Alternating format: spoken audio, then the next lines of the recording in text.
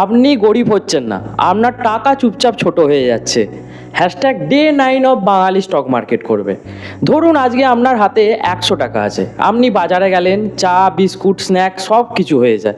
কিন্তু 5 বছর পরে একই 100 টাকা নিয়ে গেলেন, অর্ধেক জিনিসও হবে না। সেম মানি ডিফারেন্ট পাওয়ার। ইনফ্লেশন মানে কি জানেন? দাম বাড়ানো, আপনার টাকার ক্ষমতা কমে যাওয়া।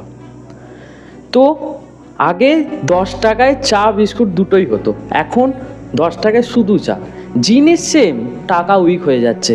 আপনি যদি টাকা ব্যাংকে রাখেন নাম্বার সেম থাকে, কিন্তু ভ্যালু কমে যায়, কারণ সব কিছু এক্সপেন্সিভ হয়ে যাচ্ছে।